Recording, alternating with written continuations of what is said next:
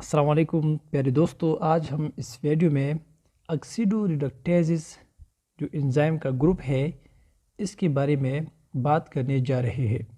दोस्तों, ऑक्सीडोरिडक्टेजेस वो एंजाइम्स होते हैं जो कि ऑक्सीडेशन और रिडक्शन की रिएक्शंस करते हैं। अब ऑक्सीडेशन क्या होता है और उसके साथ साथ रिडक्शन क्या होता है।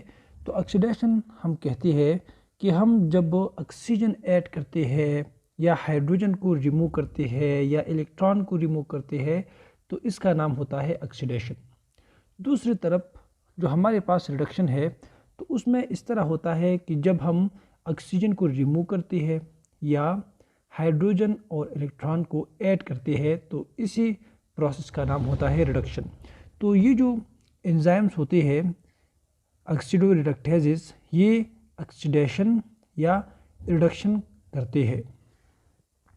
अब दोस्तों, ये जो एंजाइम्स होते हैं इनके अपने मज़ीद सब ग्रुप्स पाए जाते हैं, जिसमें एक जो है वो है डिहाइड्रोजिनेजेस, दूसरा जो है वो है ऑक्सीडेजेस, तीसरा जो है वो है ऑक्सीजिनेजेस, इसके बाद हाइड्रोजन पर ऑक्सीडेजेस है।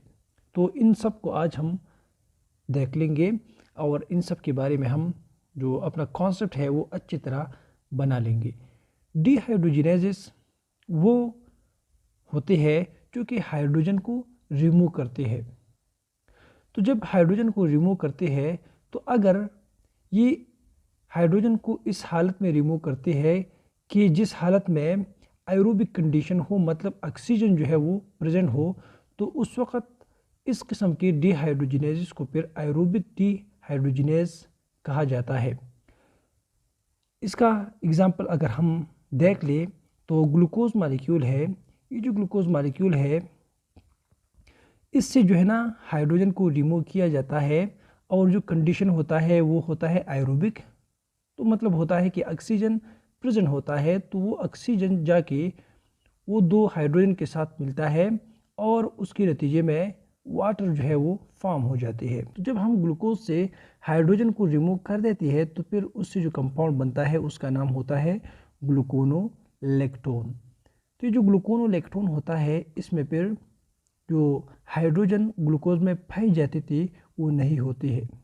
दूसरी तरफ वो डिहाइड्रोजिनेजेस जो कि ऑक्सीजन की गैर मौजूदगी में जो अपना काम कराते हो, जो हाइड्रोजन है वो रिमूव कराते हो, उसका नाम होता है एनएरोबिक डिहाइड्रोजिनेजेस। अब इसमें क्या है, अगर हम देख ले तो ये हमारे पास है लैक्टेट। अब ये जो लैक्टेट है इससे जब भी हाइड्रोजन को रिमूव किया जाता है तो इससे बन जाता है पायरुवेट और जो एंजाइम यहाँ का फरमा होता है वो होता है लैक्टेट डिहाइड्रोजिनेज। तो अब अगर हम इसमें देख ले तो जब हमने ग्लूकोज से हाइड्रोजन को रिमूव किया तो उस वक़्त जो है ना ऑक्सीजन मौजूद था और ऑक्सीजन जो है वो उन हाइड्रोजन के साथ मिलते हुए वाटर बनाया। यहाँ चूँकि ऑक्सीजन एब्सेंट होता है लिहाजा यहाँ NAD जो होता है वो उन हाइड्रोजन को लेते हुए NADH2 बनता है और जिसके नतीजे में लैक्टेट से पायरुवेट बनता है। क्योंकि ये ऑक्सीजन के एब्सेंस में होता है इस वजह से इस किस्म की डिहाइड्रोजिनेजेस को एनएरोबिक डिहाइड्रोजिनेजेस कहा जाता है। अब हम आते हैं ऑक्सीडेजेस की तरफ। ऑक्सीडेजेस वो ग्रुप होता है जो कि ऑक्सीजन इस्तेमाल करता है हाइड्रोजन को एक्सेप्ट करने के लिए। हमारे पास एग्जांपल में है एस्कॉर्बिक एसिड।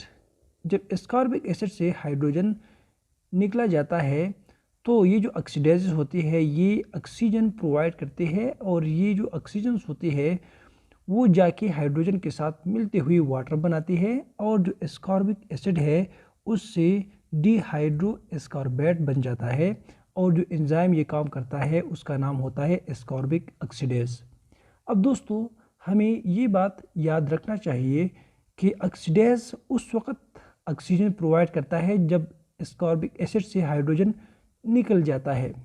तो जो हाइड्रोजन निकला होता है उसके साथ ऑक्सीजन जो है वो मिल जाता है। अब हम आते हैं ऑक्सीजिनेजेस की तरफ। ऑक्सीजिनेजेस वो ग्रुप होता है एंजाइम्स का जो कि ऑक्सीजन डायरेक्ट ही सबस्ट्रेट में डाल देती है, इनकॉर्पोरेट कर देती है। तो हमारे पास एग्जाम्पल जो है वो है फिनाइल एलेनिन। तो ये जो ऑक्सीजनेज होती है ये ऑक्सीजन को पकड़ते हुए इसमें डाल देती है, जिसकी वजह से फिनाइल एलेनिन से टायरोसिन बन जाता है। तो इस किस्म के ग्रुप को हम ऑक्सीजनेजेस कहते हैं। अब हम आते हैं जो सबसे आखिरी ग्रुप है उसको डिस्कस करते हैं। उस ग्रुप का नाम है हाइड्रोजन पर ऑक्सीडेजेस। हाइड्रोजन पर ऑक्सीडेजेस एंजाइम का वो ग्रुप होता है जो कि हाइड्रोजन पर ऑक्साइड को तोड़ता हो, ब्रेक करता हो। अब ये जो हाइड्रोजन पर ऑक्सीडेजेस होती है इनकी बुनियादी तौर पर दो अक़साम पाई जाती है। एक किस्म होता है पर ऑक्सीडेजेस और जो दूसरा किस्म है वो है कैटालिसिस। पर ऑक्सीडेजेस प्लांट्स में पाई जाती है, कैटालिसिस एनिमल्स में पाई जाती है। अब चाहे वो पर ऑक्सीडेज हो या कैटालिस हो, जिस तरह मैंने कहा इन दोनों का काम जो होता है वो ये होता है कि ये हाइड्रोजन पर ऑक्साइड को तोड़ता है।